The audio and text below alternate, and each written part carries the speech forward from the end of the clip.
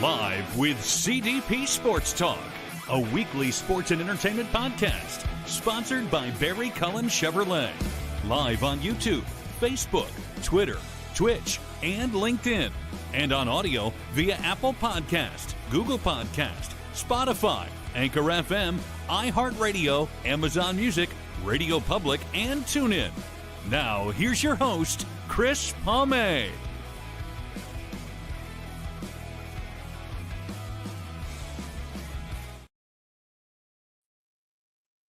Good afternoon, everybody. Welcome to Season 10, Episode 51, overall 546 of Live with CDP Sports and Entertainment Talk Show, sponsored by Barry Cullen Chevrolet Dealership at 905 Woodlawn Road West in the Guelph Auto Mall. Check out the website, barrycullen.com, for the newest selection of new and pre-owned GM vehicles, along with the great selection of all-electric vehicles and Cadillac vehicles as well. You can call the dealership at 519-824-0210 and tell them Chris Palme sent you, or you can email the dealership at info@barrycullen.com. Barry Cullen Chevrolet Dealership has been founded and operated here in the city of Guelph since 1969. And yours truly has been a customer of Barry Cullen Chevrolet for the last 25 years. I hope everyone is doing well on this. I can't believe it's already Monday, 9th, 2025. And I'm looking forward to my guest today. This is her first appearance on Live with CDP Sports Entertainment Talk Show. And I met her through Instagram, and we're going to bring her on one moment. And her name is Nicole Blessing. She's a highly trained model, and she is a native of Minnesota, and we're going to see if maybe she's a big Minnesota Vikings fan and sports fan coming from Minnesota as well. So we're going to bring on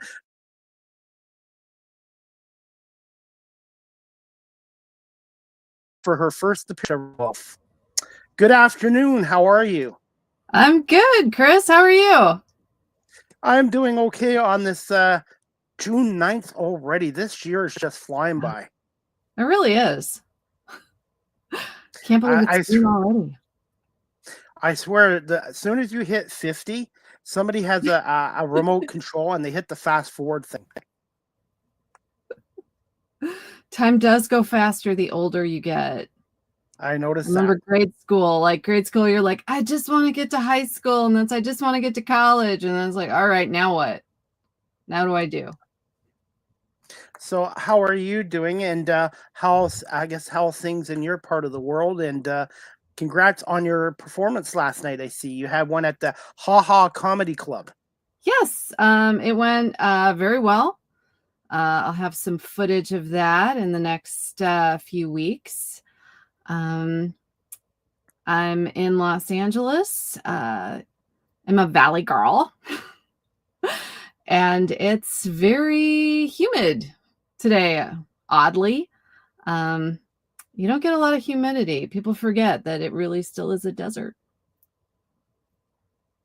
I'm not a fan of humidity. Our summers here in Ontario, near Toronto, that's where I'm based out of, they can get really humid. And for me, the perfect temperature is around 74, 75 is perfect. When it starts getting into the high 80s, 90s, or 100s, that's a little too much. It can be a lot. I mean, it's more during the summers, like a drier heat here, but I grew up in Minneapolis and we had the lake effect. So yeah, during the summer, it's very much like being in Florida. You're just drenched and the air is heavy, tornado weather. It's a lot.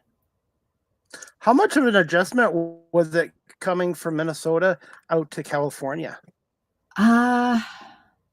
It was a strange shift not having winter anymore. Strangely enough, I've met a lot of people out here who came from Minnesota. The traffic, was a huge adjustment. You don't get very far, but it takes a very long time. That sounds like Toronto, which which is I don't know if you've ever been there, but that's our version of New York and LA. And I refuse to drive in it. I always take public transit when I have to go into the city. I haven't been there, but I would like to go. I was just there a couple weeks ago to see my friend, comedian from LA. Her name is Mary Kennedy, and she was at Second City. I don't know if you've ever connected with I Mary, know but Mary Kennedy. yes, Check out my Instagram. There are pictures of us at she's a friend of mine. Grant's house. Yeah, so it was nice to actually meet her in person, hug her. I did a live interview with her, and she got to perform at Second City in Toronto, where John Candy, Eugene Levy, and some Canadian legends performed in the past. I saw her post that she was taking her one-woman show to Toronto. So I think that was what she was doing there. And now she's off to Scotland. But yeah, and her birthday is the same day as mine, June 29th. I think we're born the same year, too. I think we were born the exact same day and year. That's wild. June 29th. That was that's the day before my grandmother's birthday. She was born June 30th. Wow. That was like 18 small world 99. So nice. For me, it was 1972. So, but hey, I was going to say, I've had a lot of comedians on my show from Canada, the States. I've even had one from the UK as well. Oh, wow. So, but a lot of respect for our comedians and stuff like that. Since we're going to get into some questions, Nicole, I'm based out of the Toronto area. Can you just tell my audience a little bit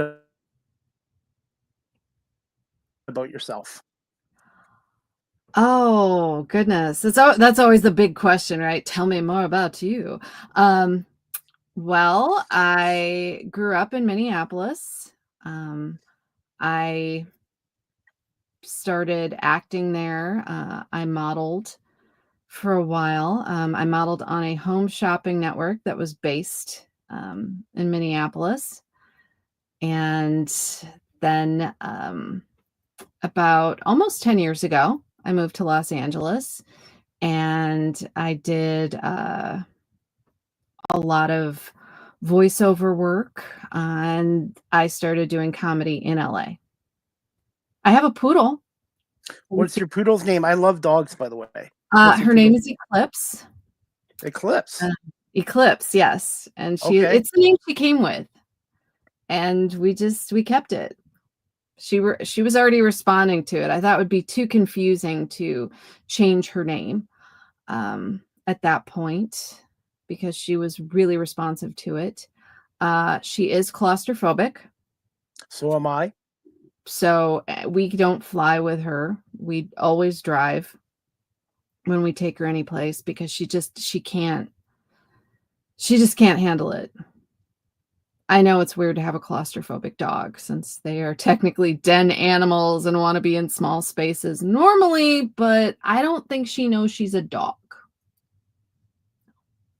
No, and hey, one thing about me, I've never even been on an airplane yet, because I don't like being in small spaces. Just like elevators. Like sometimes I have to use an elevator. I don't have a choice. Yeah. But I really don't like taking elevators, because I don't like being in small spaces. I mean, I'm not a fan, but it has to be like a really small space. When I was in college, I studied in Italy, and I was there for a while, and we toured the catacombs, and it was like this, almost this pressure, like you couldn't breathe, like you couldn't see just beyond just a little bit of space. It was bad. I don't recommend catacombs. No. Otherwise, other than that, what was your experience like in Italy? Oh, it was really good. It was the course was religion and culture in Rome, which I kind of cheated because I did go to Catholic school. So I didn't have to really study all that hard for it. We basically went to just about every church in Rome. There's a lot of churches in Rome. And it was like, it was just amazing. I mean, the food there, like I did not know that was what Italian food was supposed to taste like. My mother always made very bland things. Like, I thought I hated lasagna. I really did. I thought I hated it. And it was because my mom, she made lasagna with cottage cheese instead of ricotta. She read it in a lady's home journal. That's gross. Have you ever had cottage cheese lasagna? Yes, I have. Yes. It's wrong. It's just wrong. It defies nature. And anytime I tell anybody who grew, who is Italian, that, they are just horrified, absolutely horrified. What were some of your other favorite foods in Italy? And did you try any of their wine, I guess, down there? Oh, wine was served with everything. Since it was a group, they would arrange a lot of the meals, and it was always wine. It's like you were almost vilified if you asked for water. There was this dessert that I absolutely loved, creme caramel. It's like it almost looks like Ooh. a flipped over like thing out of a pudding cup, but it's like this custard, and it has like caramel kind of drizzled on it, and it's so good. It's really good. And there was this town, it's called Orvieto, and it is like it's preserved as like a medieval town because it's on this little mountain, and you have to take a tram to get up there. There are no actual roads, so you can't drive up there. No cars go through it. It was preserved like that, and it is surrounded by vineyards, and the wine tastes like you're drinking liquid fruit, which can end up being very dangerous. I have pictures of the people I had lunch with, like holding bottles up like this. It got to be a wild lunch. If I do ever get on an airplane, and I'm going to do it once in my life, I've heard nothing but good things about Italy. And by the way, I was at a winery here in Niagara Falls last week. We have our own winery, which is in Niagara Falls, which is like Napa is in California, and maybe not to the degree of Italy. But if you ever come to Ontario, Niagara on the Lake, they have over 100 different wineries, including wow. ice wine, which is only made in Germany, Austria, and in Canada. I've had ice wine. It's very sweet. Yes, I wouldn't be drinking it all the time. No, it's sort of like an acquired taste, because it is so sweet. Absolutely. Yeah. Since you were from Minnesota, I got to ask you this. What do you miss the most about Minnesota? And you got to be a Minnesota Vikings fan, I'm assuming. Well, let's see. I miss cheese curds. Oh, yes. I really miss cheese curds, especially like the deep fried cheese curds that you get at the Minnesota State Fair. There are no deep fried cheese curds in LA. Really? I did not know that. No, Wow. there aren't any. I mean, you can get like some cheese curds, like they aren't deep fried, but they come in a little thing. But you have to go to like a specialty grocery store, and then they are like product of Wisconsin. Like it's an exotic experience of some sort. But it's next to impossible to find cheese curds in LA. So that means you guys can't have poutine, which is a Canadian staple. French fries, gravy, and cheese curds. Well, there was a place that it had it, but it's not right. It's just not right. We do now have deep dish pizza here because of Gino's East opened in Sherman Oaks. But prior to that, trying to find a deep dish pizza was next to impossible. There was like one place that we drove to in West LA, and it was like this really tiny place that only had like 2 tables because most people did takeout, and it was okay, but it wasn't the same. Like in Minnesota, we had a lot of like deep dish pizza, Chicago style, because we were so close to Chicago. So people would be like, I don't want to live in Chicago anymore. I want to live somewhere smaller. So they'd come to Minneapolis and bring their pizza. So we had choices. As far as the Vikings, that rivalry between Minnesota and Wisconsin, it's deep. It runs so deep. We refuse to win a Lombardi trophy. Skull.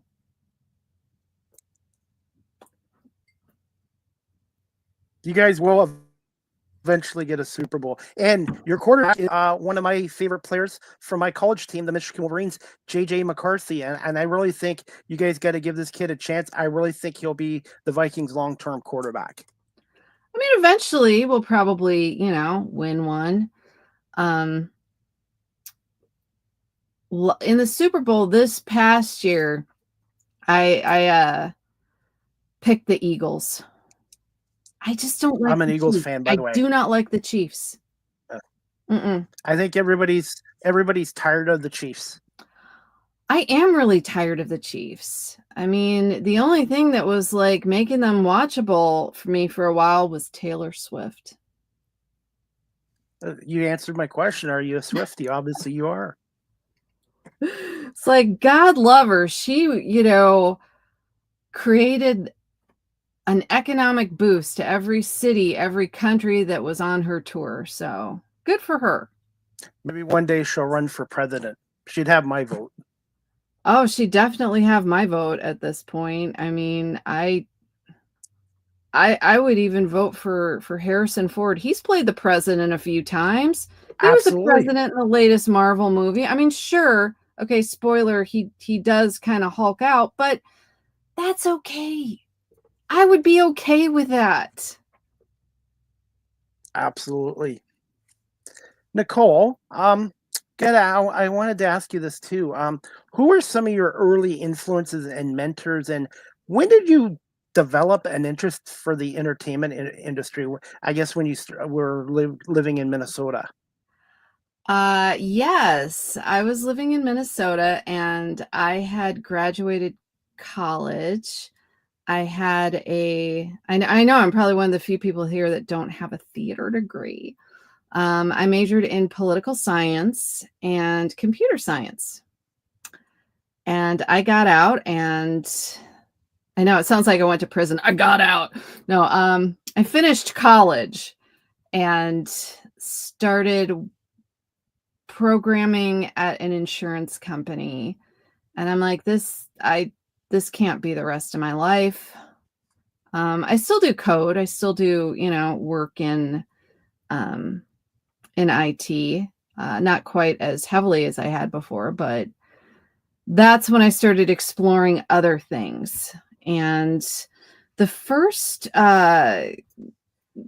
classes that I took were from Lev Mailer, who he was in a lot of TV shows in the 60s. Like he was in Star Trek, he was in a Mission Impossible,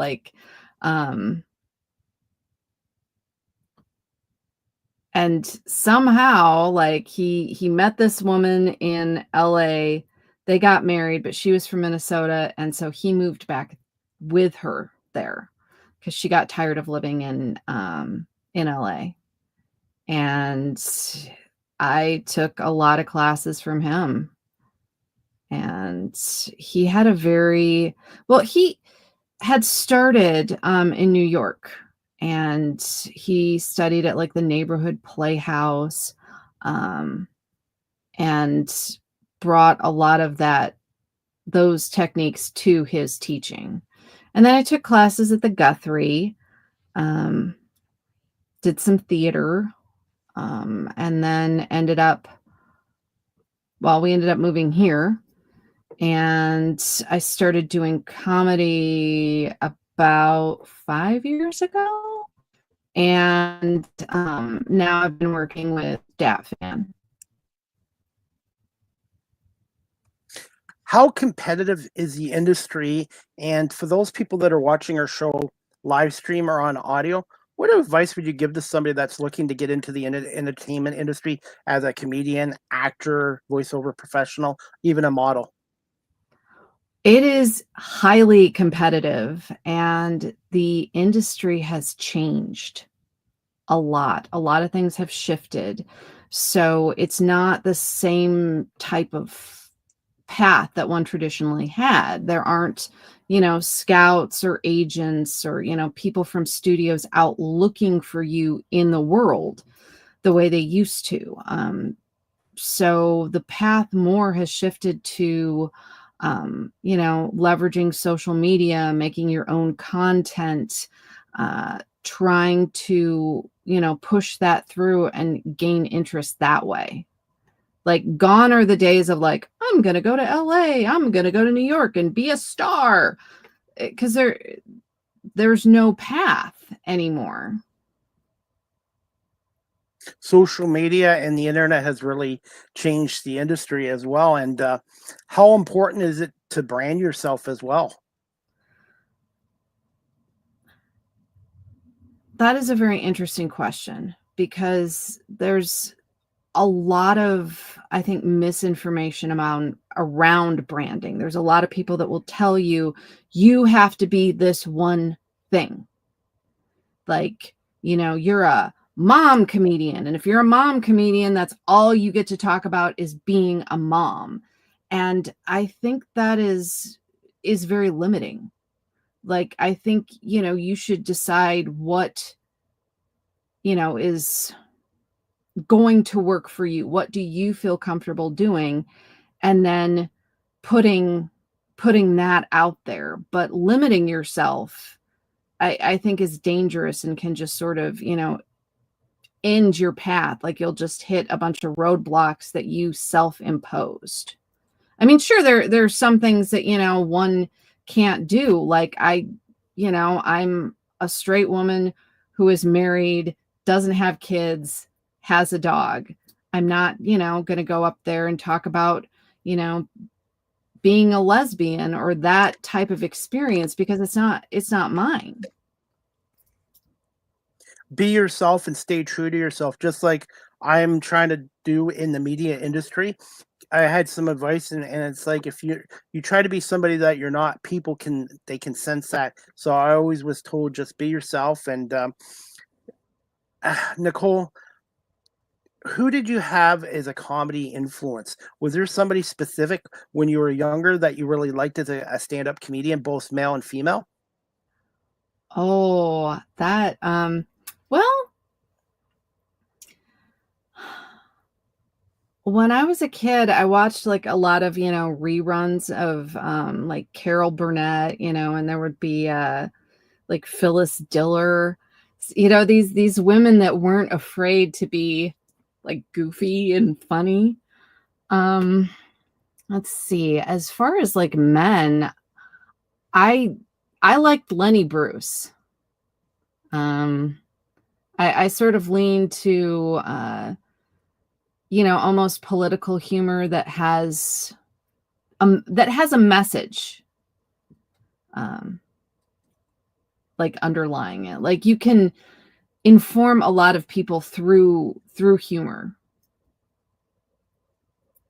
What are your thoughts on Saturday Night Live, which is just celebrating their 50th year? And since you were from Minnesota, I'm not sure if you were around when SCTV was around with the late John Candy, Eugene Levy, because they were around in the late 70s and early 80s. But Saturday Night Live really changed comedy for me growing up as a kid back in the 70s.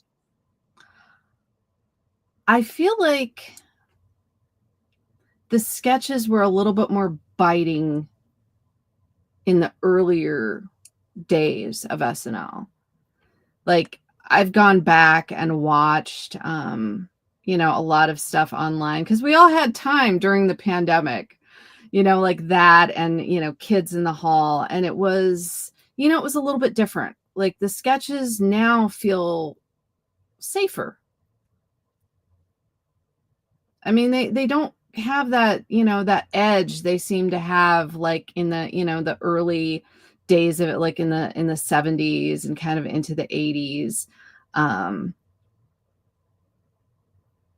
I mean, there's still funny aspects. I just don't think they're quite as, like biting. How much has our politically correct society changed the comedy industry, in your opinion? Well, I mean, for some things, yes, they've been good, because you can only tell so many dick jokes. It's like, for the love of God, like that has a limit, in having political correctness. I think it's opened up, and become, a little bit more tolerant of, having more women, having, more ethnicity, having different perspectives. But, you can also go too far the other way, where, it will suck out funny moments from things that, should kind of be left alone. I mean, that also speaks to our society of trying to change the past to make it, better than it was. I mean, if people are going, like, like a weird example. I know this is a weird example. Okay, so like in Louisiana, that, famous plantation that burned down, people's reactions, like, it was not a great place to live. But some people have romanticized that particular time in history, as opposed to seeing the harsh reality of what it was. And I think you can still, find humor and, parody, make fun of things that, have a darker side. And if we try to pretend that those things never happened, it damages us as a society and keeps us locked in a place where we can't move forward and improve. I know that was a long way to get there. No, that's good, Nicole. I'm going to put you on the spot here. Since you've been in comedy for 5 years right now, what would you say you've improved the most upon? I'm going to reword this. How much have you felt that you've improved in those 5 years as a comedian? I think I've, grown quite a bit. I think I've gained more, a different stage presence. I feel I've become, more expressive, that I have a better handle on different types of topics. The past year, I worked a lot with Dat Fan, and he made a huge difference.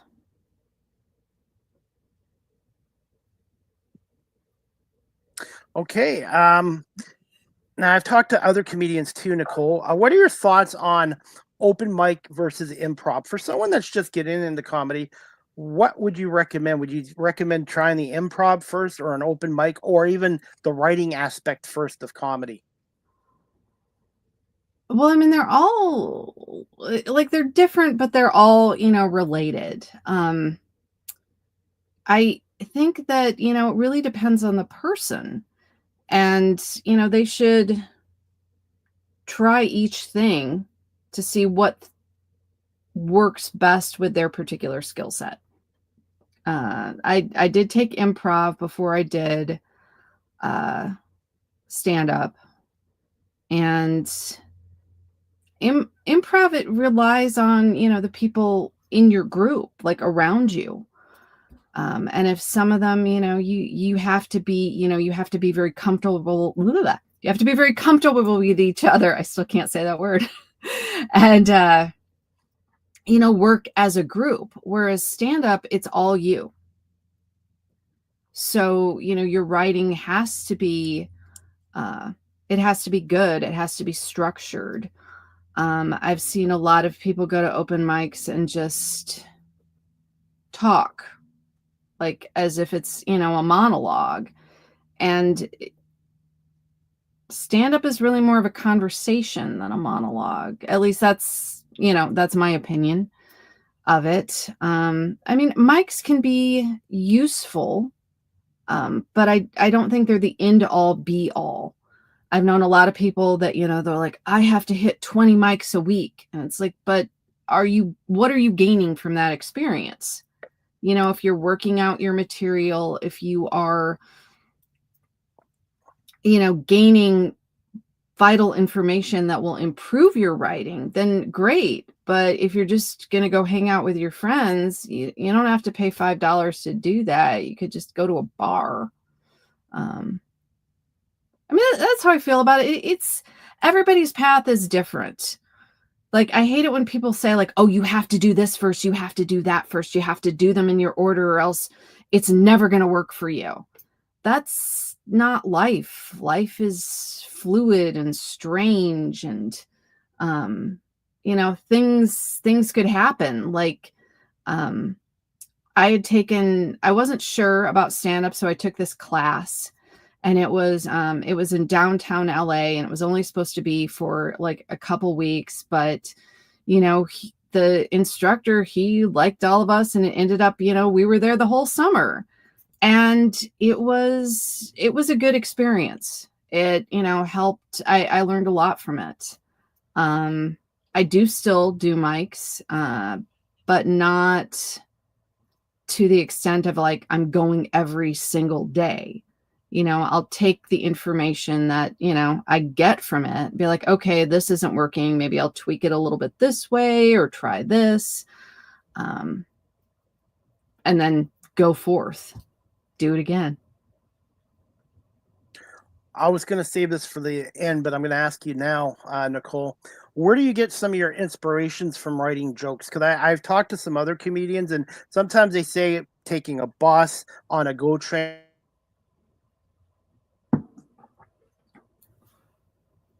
on vacation. Do you write it down in a book, I guess, and make sure you remember it? I do have a little book. If I've forgotten my book, I will put a note in my phone. Yay for technology.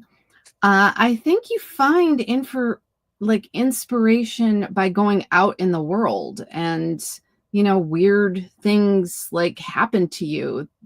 That you draw from all life experience.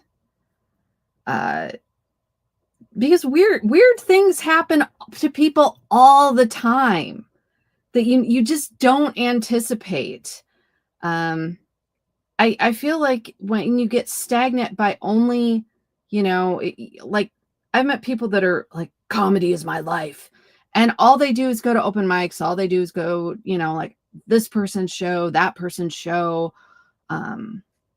Just that is their entire life. And no inspiration comes from doing the same thing over and over again. You have to have something new, some, outside force. And it can be stupid little, things, or, stuff that you remember from your childhood. Life experiences, and that's what I try to do with this talk show. Just not the on-air stuff. I do I do camera work, I do audio, I edit video. I go to sporting events, I go to other events where I'm dealing with people, or I'm on a train, and sometimes I'm by myself. I just listen to other people's conversations and just observe. I guess that's the word I wanted to use as a comedian. Observation skills and listening skills. Yeah, I mean, you have to be a well-rounded person and, interested in the world and things around you in order to write and express yourself about what's happening to you. Totally agree. And Nicole, if you're still good for time, I'd like to play one of your videos from your YouTube channel. Everybody, Nicole Blessing has a YouTube channel. Please subscribe like I have. And we're just let me know if you can hear the audio. I'm the audio guy for this show too. So just bear with me. See, you're well-rounded. Yes. Absolutely. And I still have more to learn too. So just bear with me right here, and we'll play this video from Nicole Blessing's YouTube channel. Everybody subscribe and hit the like notification. I'm Nicole Blessing. Thank you. And I am originally from Minneapolis, Minnesota. Do we have any other Midwesterners? A few, yes. Where are you from? Chicago. That is my kind of town. Now, in Minnesota, we have a lot of fun Scandinavian phrases. Now, I know that we are rare here, but on the off chance, are there any other Scandinavians? That's okay, because we are a very solitary people. Now, there is a phrase that you might be familiar with. Oofda. Maybe, okay, a few. I will translate for those who haven't. It is a Norwegian phrase, which literally means, and pain then. Like, I have looked around. I have seen my choices, and I choose pain. Which does explain our continued support for the Minnesota Vikings. Skål! Now, it is football season, or Taylor Swift season. No judgment, take your pick. Are there any football fans? Ooh, quite a few. What is your favorite team? Philadelphia Eagles. Go Eagles. How about you? 49ers. Yay! Yeah! California represent. Yeah! Then you know that bitter rivalry between the Vikings and the Packers, it's true. It runs so deep, we refuse to win a Lombardi trophy. Friends don't let friends be cheeseheads. Yeah, my mom was a cheesehead. Yeah. You guys get along with your parents? Yeah. Wow, the enthusiasm over here. Yeah, my dad, he was Catholic. Yeah. Thank you. My mother was Methodist. Yeah, that's about the reaction I get for that.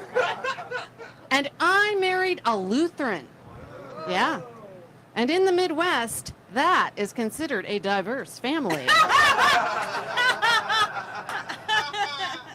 Are you guys fans of the road trip? Yeah, we like road trips? Well, my husband and I, we take a pilgrimage every year to visit my mother-in-law in northern Minnesota. Yeah, and this last time it was devastating. Absolutely devastating. People kept asking me, "Ooh, is this your first trip to Minnesota?"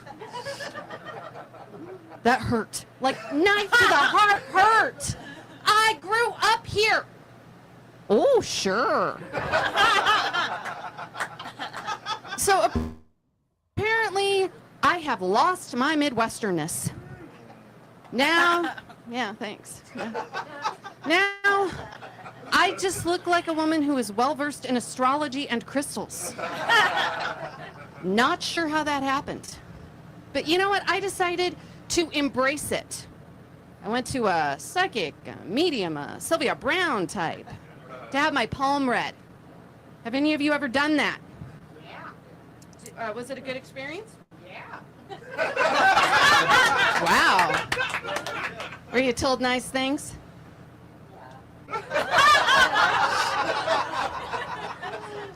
I was told no. Just no. So poor customer service? Or is this just a hot mess? I know I have problems, but it hurts to be a psychic reject.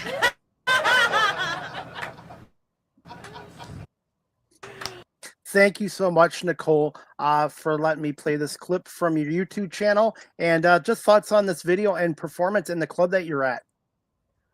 Oh, that is part of a 30-minute show. Yeah, I worked with a DAT fan to develop 30 minutes of material, which can be a challenge, because you have to work out every, break it down into chunks, and you keep working it till everything kind of flows. And I did have a lot of sports jokes because I used to do this show in downtown LA at a sports bar. And yeah, I had I'd say some stuff about football. I'd go into hockey. Yeah, it hasn't been the same since Texas took the North Stars. That was Was that like 1992, I believe. 90? Yeah, it was 92. Oh, My God, that was hasn't been the 33 same. years ago. We are still bitter. And truth be told, we are still bitter about losing the Lakers One thing I back in the North 60s. Jersey. Yes. And by the way, I just found this out. The Mall of America was built on the former site of Metropolitan Stadium. Yeah. Yeah, there's still if you go into it's not Camp Snoopy anymore. What is it? Nickelodeon. It's like Nickelodeon universe. There is still like the plaque up where now I can't think of who it was how far they hit. Like there's a commemorative Twins placard at the Mall of America. The home plate I've seen, and you have a chair where one of the longest home runs was hit in that stadium. I think it's a red chair, and they have it hung up. Yeah. I haven't been to the Mall of America for a really long time. I remember when it opened, it was really exciting. And when I was still living in Minneapolis, I lived really close to the Mall of America, maybe like 10 minutes. Like that was the go-to mall. It has changed a lot. It's very, very different now from when I lived there. Kind of makes me sad. They took away maps. There are no maps. They're kiosks. Yep. There are kiosks that don't work with you. You have to type in things. They fail. Do better, Mall of America. Like it was just, I didn't have a lot of time there. My husband was going to pick me up because we were going back up to his mom's that same day. We'd come down to do a few things and to see his dad and everything. And his mom didn't want to go. So he's like, well, I'll drop you off and you do this. And it was just a nightmare. I couldn't find anything. Everything had changed. It used to be every little like side, there are 4 sides, like it had its own theme. Do you remember that? Like it was malls used to have that. Yes. Yeah. Like this stretch, between like Macy's and Nordstrom had this color carpeting or was green or something. And then you go into the next side of it and it would be a totally different thing. Now everything is white. The tile is white. The walls are white. It's like almost blinding and you have no sense of where you are. I'm like, I just wanted to go to Nordstrom. I don't know where I am right now, but I just wanted pants. No sales tax on clothes in Minnesota. There is in California. So I'm like, I'm going to get jeans. So what's the tax in Minnesota right now anyways? Here it's 13% in Ontario. Oh, let's see. There's no tax on clothes in Minnesota. So as that's far like as Pennsylvania. Pennsylvania's like that too. Yeah, Pennsylvania too. I think it's like between 7 and 8% now in Minnesota, but I'm not sure. Like I honestly don't really. I didn't look when we were there a couple months ago. I also wanted to get your opinion, Nicole. Maybe not so much here in Ontario, but over in the States, when I go over to New York State or when I was going over to Pennsylvania, I found less malls. Like malls are shrinking due to Amazon and online shopping. What's your thoughts? Yeah, they do seem to be like a lot of them are just sort of drying up and dying. There is one fairly close to, where I live now that has become like the go-to mall. They've added on to it. They have there's like a food court and then a high-end food court. And like the fancy AMC that will deliver food to your seat kind of a deal. VIP. Yes. Yeah. So like people come for that mall. But most of the others, like they're just kind of drying up. But I mean, our mall is so good. People come from West LA to go to it. Wow. I find movie theaters are kind of disappearing too, because more and more people are live streaming stuff. But I still like to go to a movie theater and get a drink and a big popcorn and be in that big theater with the big chair. It's a fun experience. I belong to SAG-AFTRA, so I get like a lot of invites to screenings, especially like during award season. And the DGA, if you ever have the opportunity to go to a film at the DGA, you should go, because it is incredible. It has like, I think, the best sound system in the world. They did a remodel like, not that long ago. You can't bring food or anything in there, but it's an amazing experience. I'll be honest, I haven't been to the movie theater in about 3 years, but there's a movie coming out July 11th to the movie theaters, not Netflix, and it's called Superman. And I'm hoping this one, I'm really looking forward to it, because I've been a fan of Superman since Christopher Reeve played the character back in the 70s, and I'm hoping they finally nail it right with this one. Yeah, my husband, huge Superman fan. He still has the Superman garbage can that he got as a child that has the Christopher Reeve Superman on it. So we probably will go see that, because he's got to know, will it be as good? Yes. And and Superman 2, they filmed some of it in Niagara Falls too.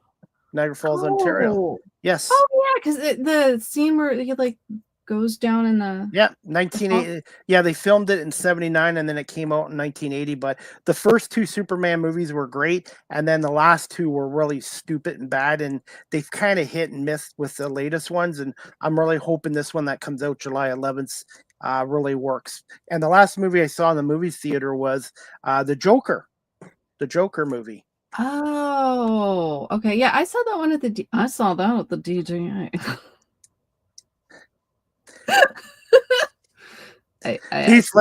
By the way, the 2 best Jokers in life are Cesar Romero, who played the Joker on Batman in the 60s, and the other one would be Heath Ledger, who unfortunately passed away too much too soon. Did you ever meet him? No, I did not. But he did a really great job, and he really took that role too. Being an actor and actress, did you find when you're doing it that you really had to get into it to really portray the character? Yes. But I don't do method acting. Like I take the stance that I find the piece of the character, even if it's very, very small, that I find the most like my own personality, and then build a person from that. But there has to be like one like small thing that's more that I find relatable, and then build off from there. Now, when you watch, I got a question for you. Yeah, feel free to ask. Okay. So when you watched the Joker movie, not the recent one with Lady Gaga, but the previous one, did you think it was it drew a lot from Taxi Driver? I thought, yeah, a little bit. Yes, it was dark. It was a dark movie, but I really the first one was much better than the last one that came out. But yeah, I do think it did a little bit. I thought it was so similar. I mean, they even had Robert De Niro as like in it. Like it just seemed like, oh, okay, so it's Taxi Driver, but kind of in the DC universe type of thing. But I don't know how many people have seen Taxi Driver now, since what is like 50 years old? Oh my God. Over 50 years old? Wow. I think he was really young, right? I mean, Jodie Foster was super young. So was I. so was I. Nicole, have any plans in the future to write a book about your career? Because you've worn many hats literally in the entertainment industry. I really had never thought about writing a book about the things that have happened to me. I mean, I had a lot of unusual experiences, being like a home shopping type model. That, it ran 24 hours a day, and it could get a little wild back there, like Tales from the Green Room. But no, I guess I always feel like I haven't done enough to write a book. Now, you did some modeling. Can you just tell us about what a hand model does? You just kind of okay. It's you have to keep your hands looking good, perfect, clean too. Yes, you have to moisturize, put on sunscreen, and it's a lot of very intentional sort of movements. I modeled a lot of jewelry, and it's a lot of holding and moving your hands.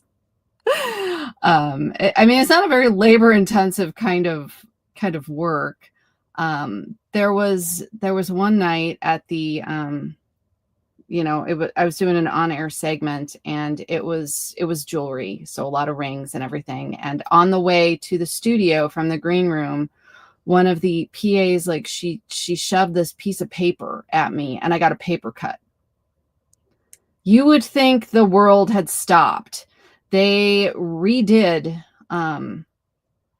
like the cameras, like switched everything so that it would just be my left hand. They're like, we can't, oh my God, it's a paper cut. We can't zoom in. We can't show the jewelry. Oh my God, we can't do it. So they're like, how did you get a paper cut? Why weren't you careful? And I was like, I just took the piece of paper. I'm sorry. And then they yell at the PA, why did you give her paper? Why didn't you hold it up for her to read? Didn't you know where she was going? I'm like, oh my God. It was fine. They switched it out. It was an experience. It was an experience, yes. And doing camera work, I've done some camera work. The fans and the audience don't realize how much work is in a production company with the producers, the directors, the audio, the camera guys. And sometimes things don't always go smoothly, and you have to get through it. Yeah. Especially if it's live. When it's live TV, it's a completely different game. Because everything is like, there are certain things you can't say. There, stuff, and people, people would make mistakes. I mean, there was one night, this model, she had the couple shows before me. She was falling asleep on air. And they would like poke her, and I'm like, she's gonna slide out of that chair. Wow. And she did. That woke her up. How much has acting helped in terms of your stand-up comedy career? Well, it's a lot easier to do like Zoom shows or any sort of online shows, because you're basically playing to the camera, like you do with on-camera acting. I think it also helped in developing like an on-stage persona. For my audience that have never seen you perform in person, how would you describe yourself, Nicole Blessing, your comedy style? I would say that it is very observational. I do a lot of observational humor.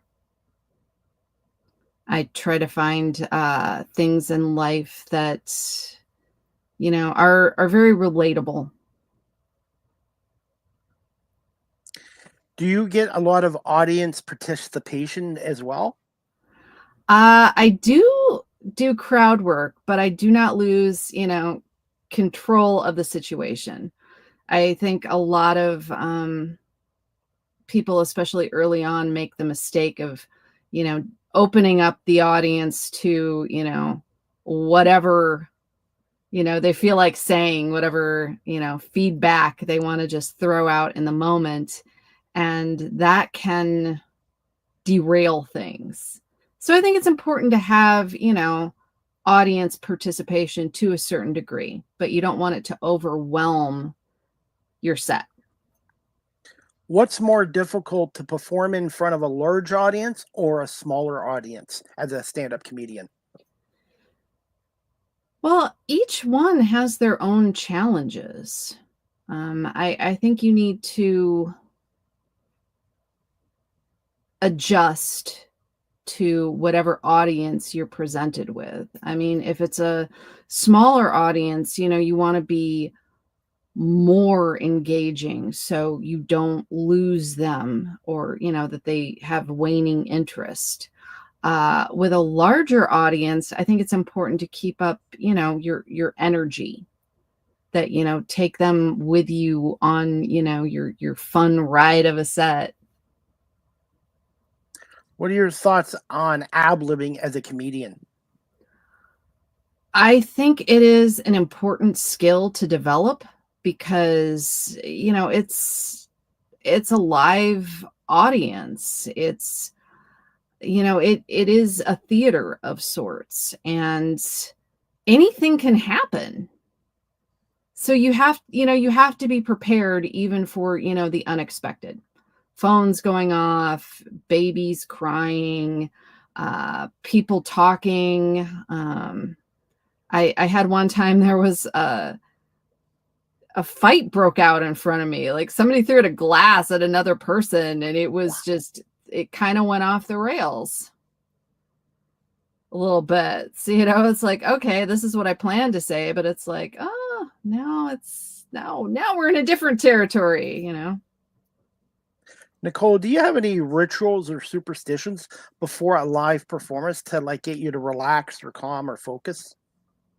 No, not really. I mean, as I develop material, like I prepare it. And if I'm well prepared, I don't feel overly scared, about it. And it's like when you go on stage, you either, it's like you either know it or you don't. And if you don't know it, then you have to improvise. You have to roll with what happens. So yeah, I don't really have any unusual things that I do.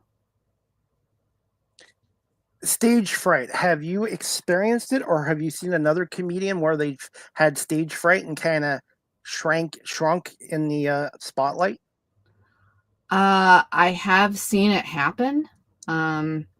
They just sort of have withdrawn. Just don't. It's like they lose presence, confidence. It's sad. I always feel bad for when that happens. I don't really have stage fright myself. I was one of those dance kids. So any sort of fear that I used to have, after your mom pushes you out there so many times, it kind of ends up going away. Generally, how long does it take for you to engage audience mood? And do you prefer to be the opening act or middle or the closing?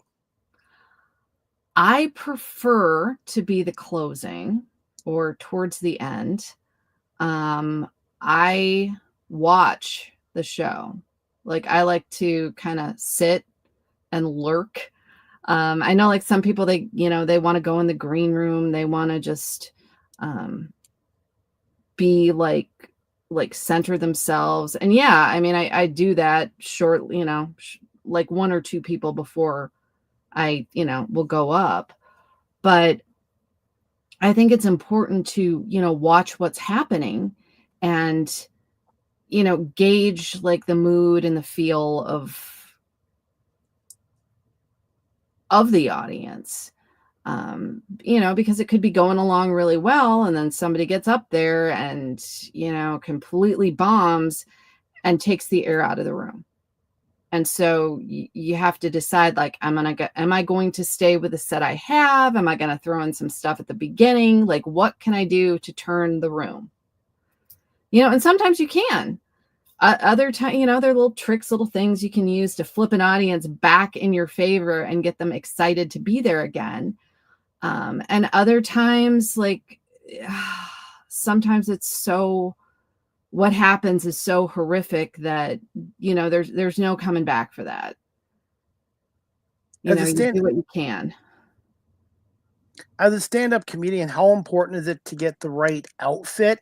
And also, every comedian I've talked to so far on this show says it's important to do your homework on your audience, because every city, every state, or even every country, everything's a little bit different. Yes, I would agree with that. You have to know, the specifics of the area where you're going to, what things are popular there, which things, like, you absolutely shouldn't talk about at all. Clothes can be very important, because, if you move around a lot, you don't want something that is going to encumber that, or possibly, fail at some point. Footwear can be important as well. Especially if it's like really, smooth kind of things. You want rubber soles. You don't want to be, sliding all over the place.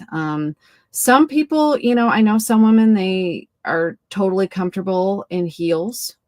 I mean, I have done it. I can do it. I took ballet. I took point. I have no problem. I'm not going to fall. Basically, I'm not going to fall, not going to slip. That's not going to happen to me. But I've seen it happen to, other women.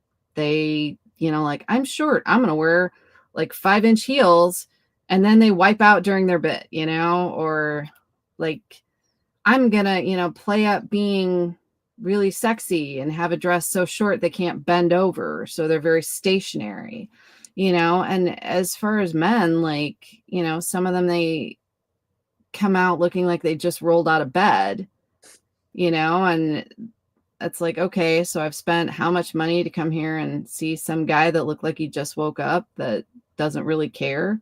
I mean, I think you need to put a little bit of effort into that presentation. Professionalism. Yes, to have professionalism and safety. Like, if you're someone with not great balance, or that you are very athletic, maybe rethink your shoe choice. Nicole, what are some of your upcoming live performances, and do you have any plans to do some shows internationally in the future? I have a show tonight, and then I have one at the Ice House on Friday, June 27th. I don't have anything booked past that yet, so hire me. No, come to Canada.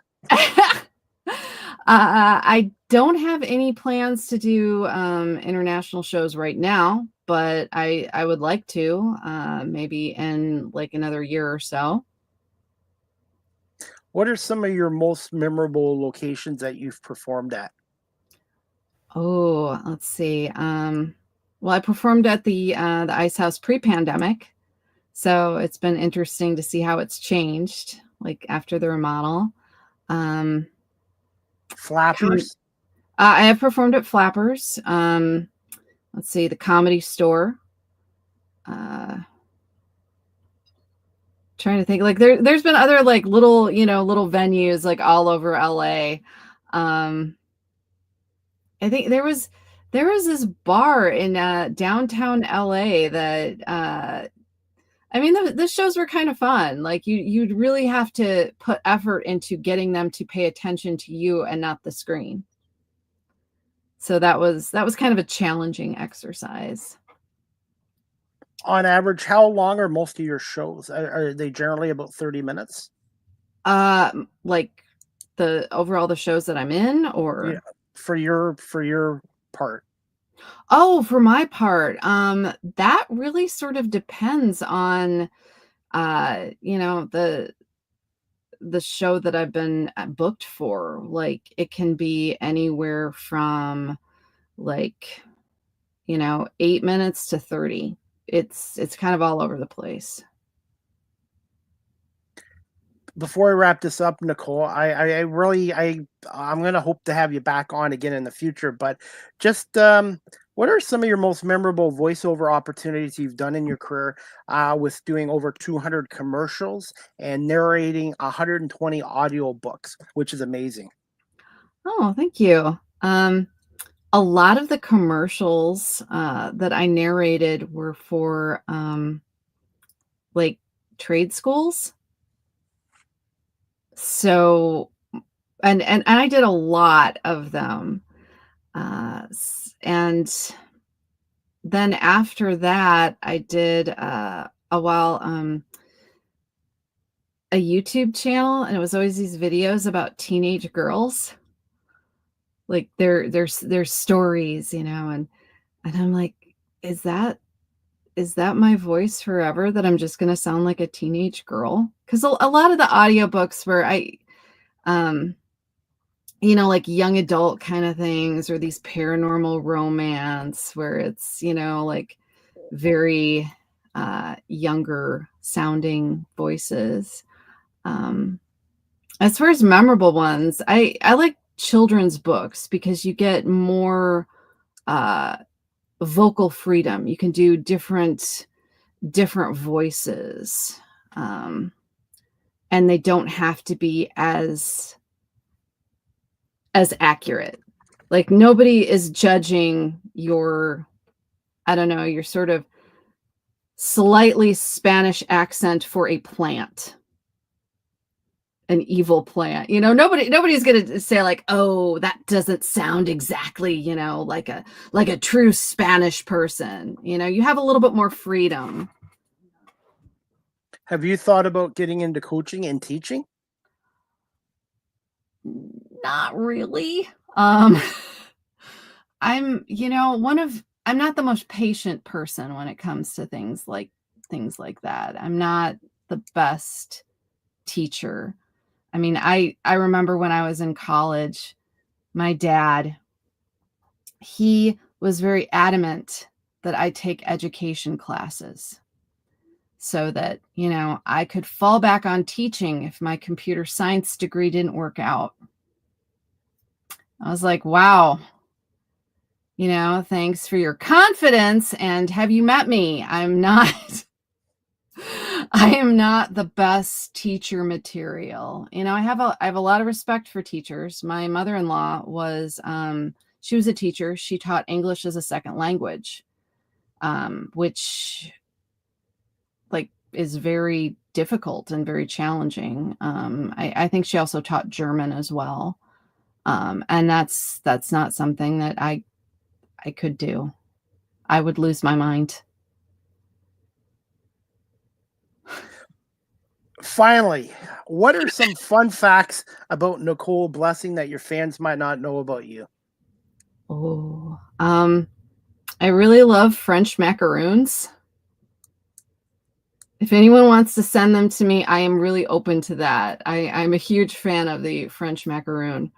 I like Alfred Hitchcock movies. I was noticing like the other day how many murder mystery kind of things that my husband and I end up watching. We have a list on the refrigerator because like everything is streaming now. You don't know when things are coming on or Yeah. what. So I check off boxes of what we've seen this week, so we don't fall behind. Other things. I've always had poodles. I grew up with poodles. Have one now. Yeah, I don't think I'm her preferred human though. I think it's my husband. I think that's the person she gravitates to. I mean, she likes me. I'm her treat dealer. Yes, that's sort of like my cat Latte. As soon as I give Latte food or I give her treats, she loves me. Otherwise, piss off. Yeah. Yeah. Well, let's see what else. I crochet. A lot of people don't know that. I've made blankets. I'm making a blanket now. Don't have enough time, but I keep trying. I pre-bought all the yarn. I was afraid like that type of yarn was going to be discontinued before I'd finish the blanket. And now I've got like a shelf full of yarn still. I think I misjudged how much I needed and I bought more, but I was afraid it wouldn't be there. So people keep asking me, how big is this blanket going to be? I'm like, as much yarn as it takes. You have to have patience to do that, by the way. I do have patience for some things. Okay. Just not teaching. And I know this because when I was in high school, I was tutoring algebra. I get algebra. It makes sense to me. I was captain of the math team. And it would frustrate me that I would, explain all of this. When they were with me, they would do it. And they would say, I understand. And I'd be like, great. Then the next week, the people I was tutoring, they come back, and they got like, they failed the test. And I'd be like, what happened? We went through this. We did this. What don't you understand? Oh, I don't know. It's like, what do you mean you don't know? How can you not know? It's like that experience taught me. It's like, I don't have enough patience to be like, you know what? It's okay. Let's work through it again. Like, I'm not that person. I mean, I'd like to be that person. Wouldn't we all like to be that calm person? My husband is. I have, cousins that are teachers that are that, patient, but a lot of working, for so long in IT, it's like everything is so fast. Everything's fast-paced. Yeah, and like, you probably know, like something fails, you got to fix it. You got to fix it now. We don't have the time to be like, it's okay. This is what we're going to do. This is how we do this. I mean, it would be great if you did, but it's like everything has to keep moving. It has to keep moving. And I just don't have that degree of patience. Like crocheting, it's just you. It's just you doing your, your little stitch over and over and over again. You get in a rhythm, you kind of zone out a little bit, if you will. But I don't think I could explain how to do that to anyone. I'd be like, watch this video, watch this YouTube video and come back to me. Like, I don't know. Does that make sense? Yes, and one thing I've learned too, my YouTube channel and TikTok are growing lately, not because of my hour talk show, and I do apologize for keeping you over 40 minutes today, but I find with our technology, attention spans are diminishing all the time, and I find posting 30, 40-second videos or even 10-second videos, the views just go big time on that. Yeah, attention spans have waned. I was reading this thing, it was this article about why things, have shifted so much in education, that, people now in college are relying on AI for, research, papers, any kind of thing like that, where, we didn't have that. You had to actually, do your work. You didn't have AI to assist you. And that sort of is affecting how people are moving forward in life. So that, they have less of an attention span. They want everything, spoon fed to them, which that is going to be an interesting shift as these people go from college into the workforce. Because I mean, AI is helpful. It can be a very, very helpful tool, but it can't replace everything. You still have to know how to do the task. just like having OnStar for my car or GPS, sometimes technology breaks down. You still got to use your brain. You shouldn't always be 100% reliant on technology.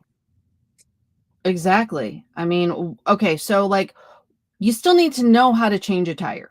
Because let's say, you're out in the middle of nowhere, you don't, maybe you don't get a signal, or the OnStar fails, or there's something that happens. What are you going to do?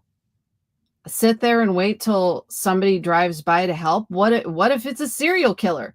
Yeah, I've watched a lot of Dateline. It could be. You don't know. So you have to know how to do these things.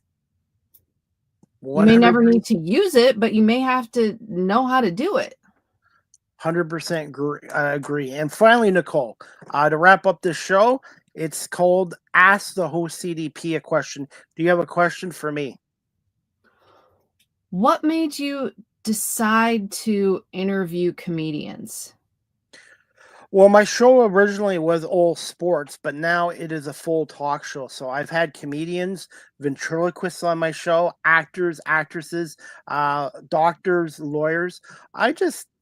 When I was in my other career, I did corporate security for 23 and a half years, and I had to deal with all types of people. I had to learn how to talk, think on my feet, ad lib, and most importantly, I had to listen and deal with situations. And during the pandemic, I just decided I got a taste of broadcasting, doing camera work, which led to me doing this. And I just love doing this talk show. And every guest that comes on, whether they're a comedian or an athlete or whatever, I learn something from them, and it's the storytelling aspect. So I'm not obviously going to be an actor or an actress or a comedian, but in a way, doing this show is storytelling and it is entertainment. And I really have come out of my shell. When I was younger, I did not like public speaking, and now I'm very comfortable doing this. Well, you're doing a great job. I just want my guests to come on here and have a good time, feel comfortable with me, and hopefully have them come back on again in the future of the guest. Well, it was fun. I've been very comfortable. That is definitely good, and I won't hold it against you since you're a Vikings fan. Go Birds. Don't worry, the Vikings will get their Super Bowl. I never thought the Philadelphia Eagles in my lifetime would win one, but two Super Bowls. So just be patient. The Vikings will get their Super Bowl. And finally, Nicole. Where can my audience follow you on social media, your website, and promote your YouTube channel and your next upcoming comedy shows, which is tonight? Well, on social media, I'm very active on Instagram. The handle is the Nicole Blessing. On TikTok, also the Nicole Blessing. YouTube, Nicole Blessing. There was no the there. When I started the YouTube thing, it was just Nicole Blessing. There are a lot of us. If you Google Nicole Blessing, you're gonna get me though, because I'm better at SEO than the others. My website has, kind of a repository of different clips. On Instagram is where I have a list and link tree of upcoming shows. Come out to the Ice House on the 27th. It should be a really good show. We have, I'm the only woman, so come out there. I'm the only woman a lot, but yeah, it should be fun. And I was gonna say, have you thought about going on Blue Sky yet? I am on Blue Sky. I set up an account not that long ago. I haven't posted a lot to it yet. I've still been kind of just sort of lurking and going. I was more active on Twitter before Twitter went dark side and kind of, yeah. We know. But I kept my account there because I don't want anyone else to take it. I keep my X account strictly for media stuff. For all my media work, I just use it for that and stay out of the other stuff. Yeah, I haven't posted really anything on X since it changed hands and became no longer Twitter. But I do keep the handle because there are a lot of Nicole Blessings out there. And there's only one of me. I'm sure there's 4 or 5 of me out there somewhere. We all have doubles and triples out there. So Well, it's weird when they contact you. Like yes. when the others do. Yeah, because like this was a while ago. There was this woman, also Nicole Blessing, who lived in Pennsylvania, and she messaged me on Facebook because she had a blind date. And he Googled Nicole Blessing, which I came up. Again, great at SEO. And he showed up and was disappointed. And I was like, 1, you can do better. You don't deserve that. 2, he could have asked, is this you? But no, he didn't. So I know her, but she took a few of the, like, I think she's Nicole Blessing on Instagram. So that's why I'm the. But yeah, I meet them periodically. They just sort of drop off, especially when they think that they have my Gmail account. Absolutely. Hey, by the way, Nicole, do you find there are more female comedians than when you even started 5 years ago? There are more now, but a lot of shows still don't have equal distribution. Some do. My husband and I and our friend Katerina, we produce a show. So we try to book, more women, have, kind of an equal distribution, when we can. Always a challenge. Well, hey, Nicole, I want to say thank you for coming on here today, and good luck with your latest performance tonight. What is it? Nice Shirt Dumbasses, I think, at Fourth Wall Cafe, I believe. Yes, it's the Fourth Wall on Hollywood Boulevard, not the Fourth Wall in North Hollywood. And is that in an area where there's nothing going on right now? There isn't, as far as I know. Okay. Parking is a challenge, but I think that's the only real obstacle is finding a parking place. That you can say that here. Different countries, same issues. Yeah. I'm hoping one day you come up to Canada, specifically Ontario, and we have a lot of great comedians here and a lot of great comedy clubs as well. And the next time you run into Mary Kennedy, say hi to her for me as well. She's a great person as well. And I just want to say, Nicole, thank you for giving us over an hour of your time. I do apologize, but I think we had a great conversation. And if you can give me a little bit of time tonight, I will send you the video, the audio, and a number of reels and clips as well, and I'll tag you in on social media. Oh, thank you. Continue success in your career, and I'd love to have you back on my show again in the future to talk about your voiceover work as well as doing commercials as well. Great. I'd love to come back. Thank you. Thank you so much, Nicole. Have a great evening and have a great show, and don't break a leg. Thanks. Thank you so much, Nicole. Talk to you later. Bye. Bye. All right, guys, that concludes season 10, episode 51, overall 546 of Live with CDP Sports and Entertainment Talk Show. Again, brought to you by Barry Cullen Chevrolet Dealership at 905 Woodlawn Road West in the Guelph Auto Mall. I have another announcement to make, guys.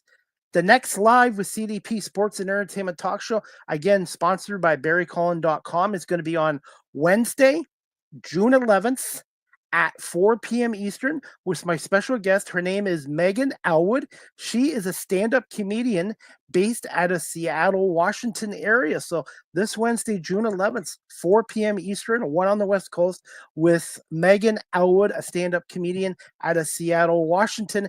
And then Thursday, I have 2 more shows, and I will announce those guests. And I'm working on more shows as well. Before I wrap up the show, guys, I want to give a special thank you to Scott Crawford and Lindsay Earle from the Canadian Baseball Hall of Fame for giving me a media opportunity this past Saturday to cover the class of 2025 in St. Mary's, Ontario. And I want to say congratulations to Jose Batista, Greg Hamilton, Amanda Essay, the late Amanda Essay, the late Arlene Noga, and Dave Perkins, all on getting into the Baseball Hall of Fame. And I have a story here to share with you guys. Back in 1980, I was 8 years old, and my late father took me to a Toronto Blue Jays game at Exhibition Stadium. Photo day. I had a picture taken with Lloyd Moseby, who played for the Blue Jays back then. He was 20 years old. I was 8 years old. Well, guess who I ran into at the Canadian Baseball Hall of Fame this Saturday? I ran into Lloyd Moseby, and I happened to have the photo of me and Lloyd Shaker Moseby, from 45 years ago. And I said, Lloyd, it's me. It's been a while. It's been about 45 years. And he really loved looking at that picture. And we connected for a couple minutes. And I just posted a new picture of me and Lloyd updated from 2025. And it was great to meet my childhood hero. And I want to say thank you to Kevin Glenn for putting me in his latest Cooperstown article about the Canadian Baseball Hall of Fame and meeting Lloyd Moseby, and just they do a really great job down there, guys. The Canadian Baseball Hall of Fame is just a smaller version of the Baseball Hall of Fame, which is in Cooperstown. Canadian Baseball Hall of Fame is located at 386 Church Street South in St. Mary's, Ontario, or check out their website, baseballhalloffame.ca. But again, congratulations to the entire class of 2025, to all their staff, their volunteers, and to all the present and past members of the Canadian Baseball Hall of Fame for making me feel part of their team. And please check out my YouTube channel. I have some interviews with Greg Hamilton and former Toronto Blue Jays legend Jose Batista as well. And looking forward to being back at St. Mary's, Ontario next year for the class of 2026. And St. Mary's, Ontario, if you happen to be watching or listening to this show, is about 45 minutes, 50 minutes from Guelph, out in southwestern Ontario. And it's a nice little town, and they do a great job there as well. And speaking of media work, I am hoping to be at the Argos home opener this Saturday, June 14th at 4 p.m. Eastern against the Calgary Stampeders.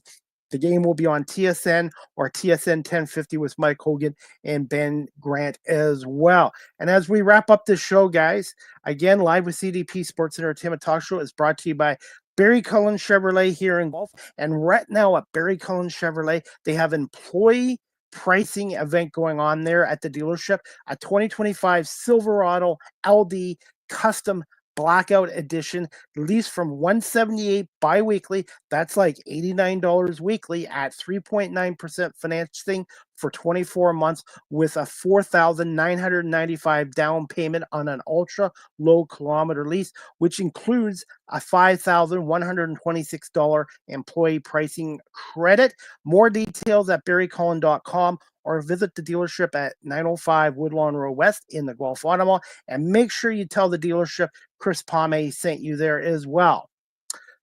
Speaking of Chris Palme, I am on Cameo. If you'd like a personalized video message, pep talk, greetings, birthday wishes, check out cameo.com/Chris Palme and make sure you book your Cameo today.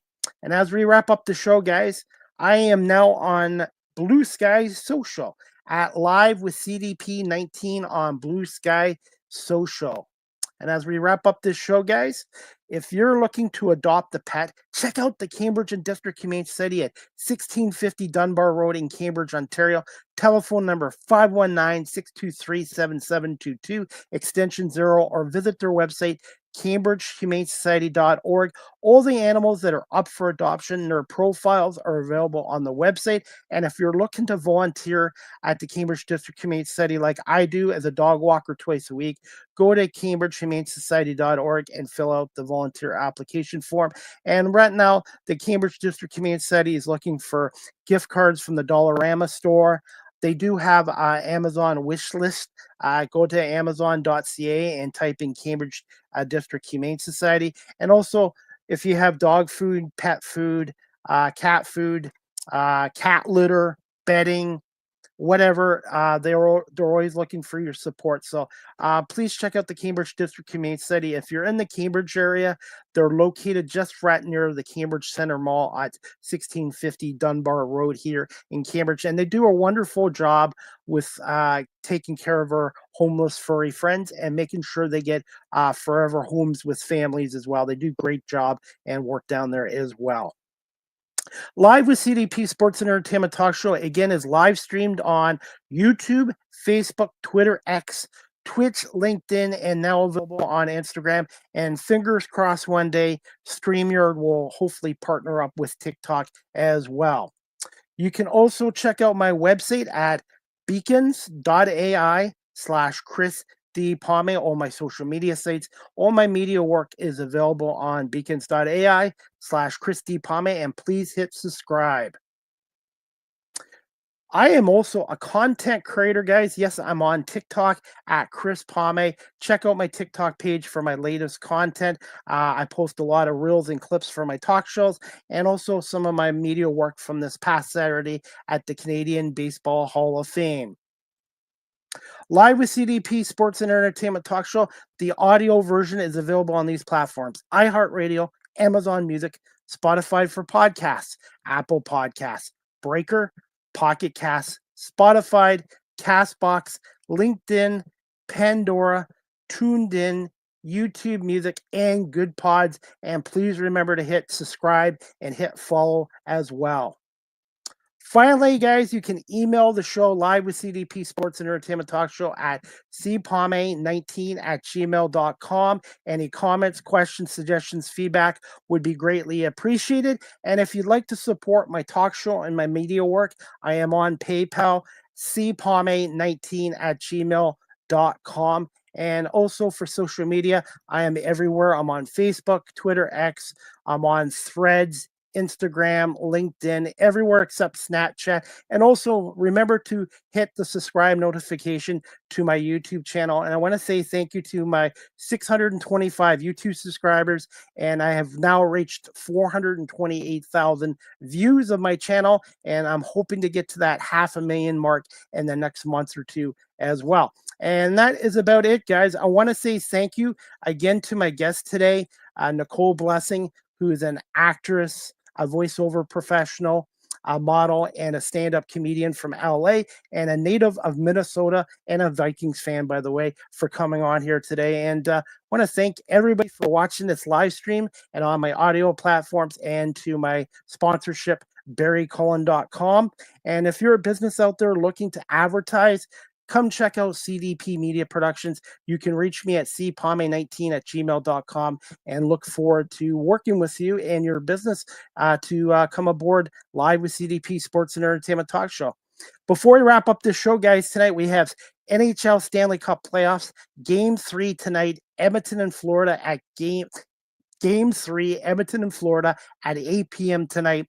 Oilers in Florida are tied 1 game apiece, and the next 2 games are in Florida, and both the first 2 games went to overtime. Edmonton won game 1 4-3 in overtime, and then game 2 Florida won 5-4 in overtime. And then we got the NBA Finals, which is off tonight. Oklahoma evened up that series last night at 1-1 as well. And as for my Detroit Tigers, they're off tonight. Otherwise, they are in Baltimore for a road trip against the Baltimore Orioles starting tomorrow night as well. That is about it. Again, I want to say thank you to Nicole Blessing for coming on, and to Barry Cullen Chevrolet, and to everybody for watching and listening to this show. And look forward to my next show, which is going to be Wednesday, June 11th at 4 p.m. with stand-up comedian out of Seattle, Washington, Megan Elwood as well. I hope everybody has a great night and enjoy the Stanley Cup playoffs or some Major League Baseball action as well. And we'll see you Wednesday at 4 o'clock for another edition of Live with CDP Sports and Entertainment Talk Show. Have a great evening, everybody.